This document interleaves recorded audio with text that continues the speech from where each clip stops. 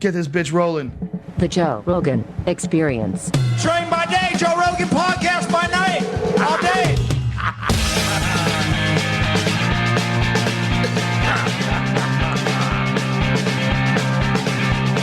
We're talking about her. I don't fucking believe Vice. I don't know. But yeah, I don't believe. How can you believe anything that is said about somebody so controversial? Because everybody seemingly has already made up their mind.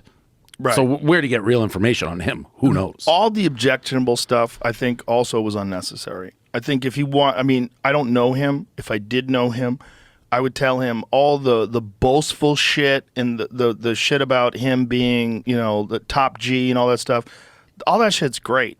But the misogynistic stuff, like if you have daughters or if you have a wife or if you have sisters, stuff like that, you don't want that. Well, you don't, that narrative, like putting that out there, that's negative to everybody. It's not even positive to him. It's like, it's not necessary. We had him on one of our podcasts, and he almost struck me exactly how you said. Like, for, let's say he's talking for 10 minutes, I'm like, oh, making sense, smart. And then he says something so Wild. over the top, literally like, women are my property, like I own them. It's like, whoa, what'd you just say? And that's what he does. But Yeah. he's also selling that class. What is the class? The Hustlers yeah. University? What is that? What are It's they like teaching people? To hustle. But what do they teach? Are they? To hustle. They can quit at any time they want. It's like $70 a month, and you become a top G. That's literally. I mean, is that bad? I don't know. I mean, is it a con game, or is he trying to give them legitimate information? What is he giving them other than what he's already said in interviews and like what? How is it a university? Like what is? He has people who, and that's where it's a grayer because Aren't there like professors? Hustlers University. Experience modern wealth creation. I haven't looked at this. I didn't know this was even real. Yeah, no, this is what he said. Like a so many grifters.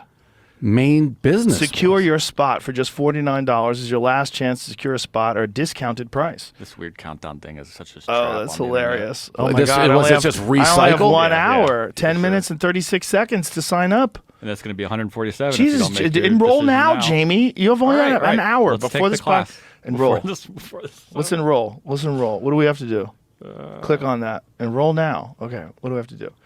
The Real World has launched a completely matrix-independent platform where we teach you how to make money in the digital age. How do they teach you how to make money?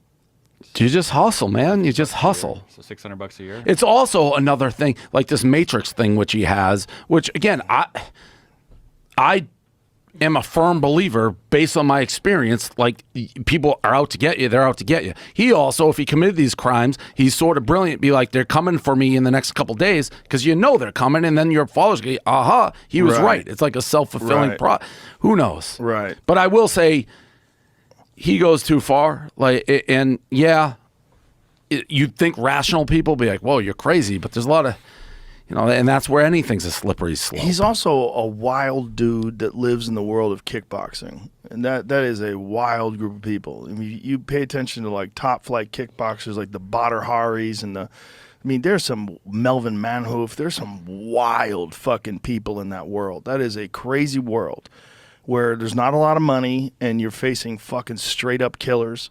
And there's all sorts of different personalities in that world, but it's a different kind of human.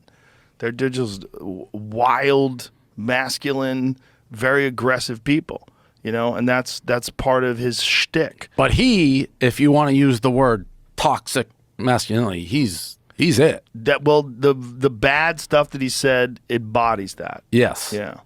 Yeah. And that's why people are rooting for what he said to be true, because they don't want that. Right. But you're still crazy to root for that because you're not thinking about the victims that would be involved. You're basically, that means a lot of people were hurt. Well, if it's true, you want them to be punished. Correct. Like, hoping that it's not true when it is true is not good either. No, but...